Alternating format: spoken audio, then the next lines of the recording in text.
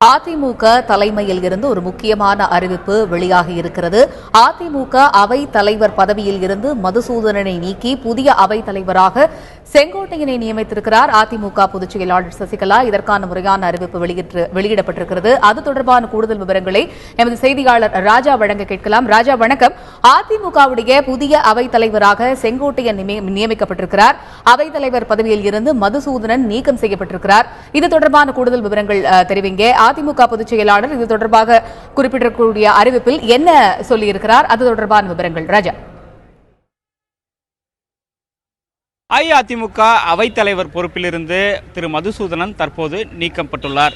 நேற்று முதலமைச்சர் திரு ஓ பன்னீர்செல்வத்தை சந்தித்து அவரது ஆதரவை அவர் தெரிவித்தார். இந்நிலையில் அவர் நீக்கப்படலாம் என்று எதிர்பார்க்கப்பட்டது.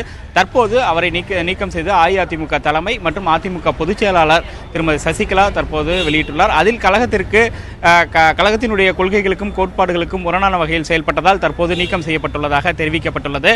அதனைத் தொடர்ந்து அதிமுகவினுடைய புதிய அவைத்தலைவர் திரு கே.ஏ. செங்கோட்டையன் நியமிக்கப்பட்டுள்ளார். இவர் ஏற்கனவே அமைச்சராக இருந்துள்ளார். தற்போது சட்டமன்ற உறுப்பினராகவும் உள்ளார். அதேபோல ஏற்கனவே அஇஅதிமுகவினுடைய தலைமை கழக செயலாளராக இருந்துள்ளார். இது தற்சமயம் அவருக்கு இந்த பொறுப்பு கொடுக்கப்பட்டுள்ளது.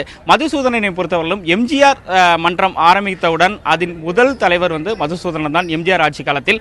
அதன் பிறகு அவருக்கு 1991-95 ஆண்டு அதாவது கைத்தறித்துறை அமைச்சராக மறைந்த முதலமைச்சர் செல்வி ஜெயலலிதா அந்த அமைச்சரவையில் அவருக்கு இடம் கொடுத்து அவர் கைத்தறித்துறை அமைச்சராக இருந்தார். அதன் பிறகு அவர் அதிமுகவினுடைய அவைத்தலைவரானார்.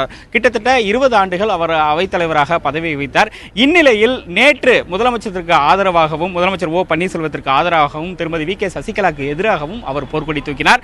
நேற்று முன்தினம் நடந்த ஆலோசனை கூட்டத்தில் கூட அதிமுக தலைமை அலுவலகத்தில் நடைபெற்ற கூட்டத்தில் அவர் கலந்து கொண்டு ஆதரவு தெரிவித்திருந்த நிலையில் நேற்று முதலமைச்சர் ஓ பன்னீர்செல்வத்தை சந்தித்து அந்த பக்கம் அவர் ஆதரவு தெரிவித்தார். அதே இன்னொரு குறிப்பிடத்தக்க விஷயம் என்னவென்றால் அவர் திருமதி சசிகலாவை நீங்கள் தான் பொதுச் செயலாளராக வேண்டும் என்று கையை பிடித்துக் கொண்டு ஆதரவு முதலில் அவரை வழிமொழிந்தவரும் மதுசூதனன் என்பது குறிப்பிடத்தக்கது.